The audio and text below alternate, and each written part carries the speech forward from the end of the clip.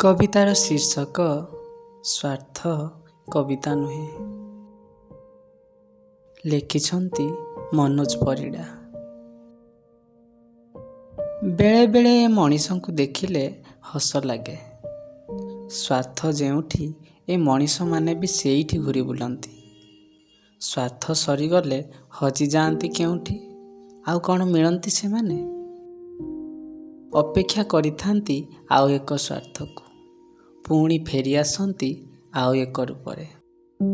କିନ୍ତୁ ପ୍ରଶ୍ନ ଆସେ, ସତରେ କ'ଣ ନିଜ ସ୍ୱାର୍ଥ ତାଙ୍କ ପାଇଁ ସବୁ କିଛି? ମଣିଷଟେ କ'ଣ ମାନବିକତାଟାକୁ ଭୁଲିଯାଏ? ସ୍ୱାର୍ଥ ପାଖରେ କ'ଣ ବଳି ପଡ଼ିଯାଏ ଭଲ ପାଇବା? ଅସମ୍ଭବ ହେଇଯାଏ ସମ୍ଭବ। କେତେ ସହଜ ଏସବୁ ମଣିଷ ପାଇଁ।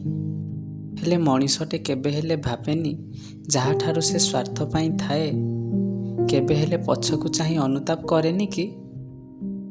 ସେ ଦୁଃଖରେ ଦୁଃଖୀ ହେବାକୁ ମନ ଆସେ ନାହିଁ ସେମାନଙ୍କର। ଏତେ ନିଷ୍ଠୁର କ'ଣ ହେଇପାରେ ମଣିଷ? ହେଲେ ପୁଣି ଖୋଜେ ଆଉ ଏକ ବଡ଼ ସ୍ୱାର୍ଥର ଚାବି। ବିଶ୍ୱାସ ହାରିଯାଏ ସ୍ୱାର୍ଥ ପାଖରେ। ଯେତେବେଳେ ପ୍ରଶ୍ନ ଉଠେ ଉତ୍ତର ଆସେ ଆଉ ଏକ ବାହାନା ବାହାନା ବାହାନା। ଶେଷ ଅସ୍ତ୍ର ଥାଏ ସେମାନଙ୍କ ପାଖରେ। ସ୍ୱାର୍ଥ ସରିଗଲେ କିଏ କାହାର, ସ୍ୱାର୍ଥର ଏଠି ଜୟ ଜୟକାର।